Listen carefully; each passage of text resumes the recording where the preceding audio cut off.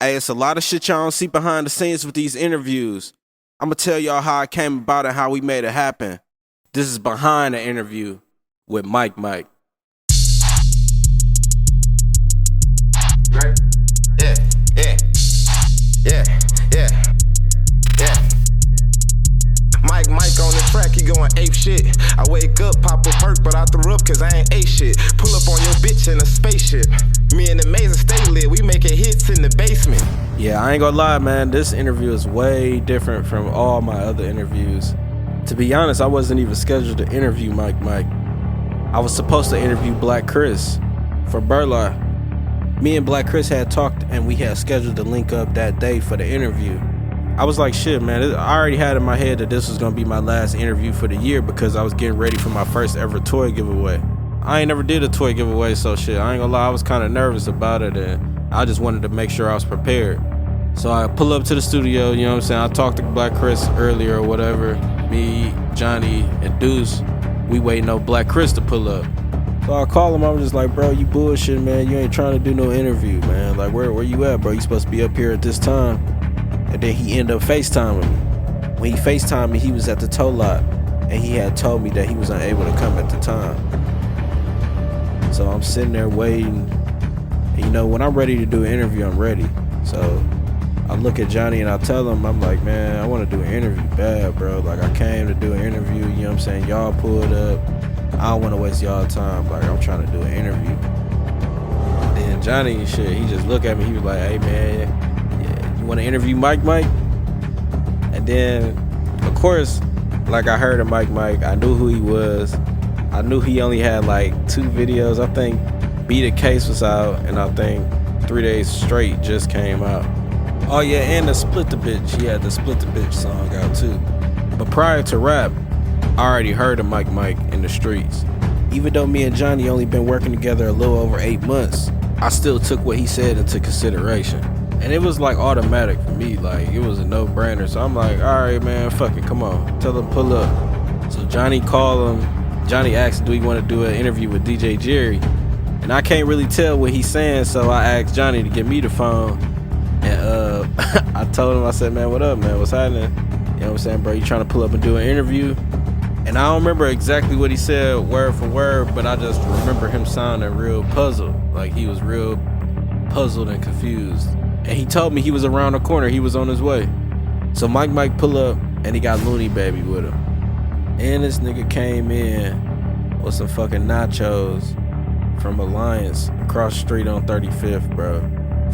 I don't know why that shocked me so much, but when I seen them nachos, I already knew he was a different type of nigga. But before we started the interview, him and Looney was on FaceTime with Chapo. He was locked up at the time. You wild, boy. Yeah. Free chop, man. Free swindle. I was hoping to get some footage of them on FaceTime on the interview, but it didn't happen. So we get ready, man. We get ready to start the interview, and like I told you, I ain't gonna lie, I ain't had nothing ready. Like the only thing I knew I was gonna talk about was Beat the Case and 3 Days Straight. I ain't had nothing else. I ain't had no questions ready. I was just like, man, fuck it. I'm about to freestyle. I'm about to just talk to this nigga, and whatever happened, happened. Man, I ain't gonna lie. When I started talking to Mike, I was just like, dawg, this nigga funny as hell, dawg. This nigga funny as a bitch, dawg. Like, you could tell the way I'm laughing. You know what I'm saying? Like, you know when I'm really laughing, and you know when I'm just, you know what I'm saying, just giggling just to get to the next question or whatever. But shit, dog had me fucking crying laughing. Like, when I heard him laugh, I started laughing. I see right here, hey, hold on, pause it. When I asked him, do every nigga pay for pussy in some type of way? Like, dog, this response, bro, like, I swear that shit, I'm glad that nigga cut me off, because I was down there speechless, bro. I ain't know what the fuck I was about to say. But his response just killed me. Dang, you know what I'm saying? Other than Swindle Gang, you know what I'm saying? Like, do you think every nigga pay for pussy in some type of way? In some type of way? I mean, if you say that, okay, I smoke this loud with you, I give you this perk, I run this game on you, now you paying me. So if that's an investment, then it ain't like I'm paying for it. Yeah. It's like I'm buying a house and renovating it to rent it out. You know what I mean? Some niggas just cash in hand to a bitch. That'll never happen. Exactly. That'll never happen. Yeah. That shit fire, man. Everybody look at Never happened with me, but I love it though. Like if you was tricking, or anybody was tricking, Johnny, if you was tricking, I support the Hell trickery. no. I support the trickery. Right. It pays me. Hey, I got the wrong nigga on the camera. I got the wrong nigga on the camera, man. Hey, but in one Oh, one rip, like what's the most you think you'd have seen out of a bitch in one rip, one time? Ooh, at one time? Yeah. Oh, you heard what I said. I'm an asshole. I made 20,000 off my last hoe. Damn. At one time, one wop. One wop. Oh, yeah. Halfway through the interview, a bitch called and started talking super reckless. So reckless, we had to cut it out. But here a little piece of what y'all never seen or heard before. You ain't got no car. I had to show you how to sell your pussy. Hey, she don't, listen, this hoe right here don't like me, right? This hoe really don't like me because I cut her off. Yeah. We OT. Hang up on that. Huh? Hang up on that bitch. We OT. Listen, I'm finna hang up on this bitch, but we OT. This bitch let tricks lick her pussy. What the So fuck? I'm like, I can't fuck with her like that. Nah. And then she said, I was just telling him that. I wasn't gonna do that. Like, bitch, you told him you was finna let him eat that shit. Bitch, come get the fuck off my line. Raggedy ass, bitch. she couldn't even say nothing when a nigga get talking about shit. Bitch. Shit, don't let fuck her. Fuck Hang up that on bitch, that. though. What's going on? Yeah, man. That's another hater. She gave me a view, too. Hey, that's another hater that pays. She can talk how she wants to once I get that cash. Yeah. Hop right on her ass. Hell yeah, man. But shit, another part that shocked me, you know what I'm saying, in the interview was that he passed me the wood. The first person that ever passed me the wood was Chicken. And the way I look at it too, you know what I'm saying, like, especially today, like, it's rare for people to pass their blunts, you know what I'm saying, especially with all this bullshit going on. So I always look at the person a little different when they pass me their weed. Because it's your weed, you ain't gotta share it with me. But to me, when somebody do that, that's showing that you fuck with me. I already knew when the interview was over, when I drop it, it was gonna go crazy. I just knew already. But after the interview, they ain't leave right away. Like, him and Looney started playing music. Looney started playing me some music, some solo music. Mike, as y'all seen on the interview, he played me that callback for the first time.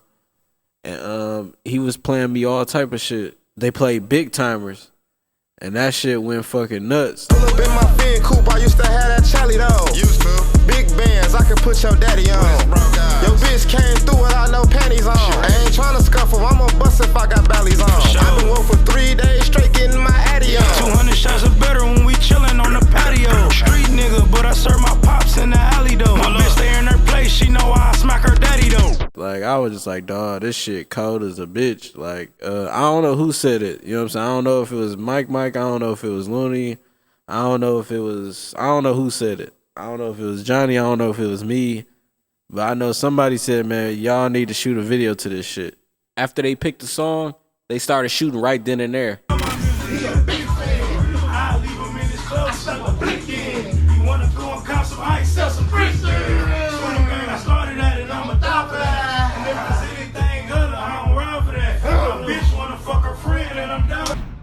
I ain't gonna lie, man. That scene when Mike was in the chair, man, he had put a hole in the wall.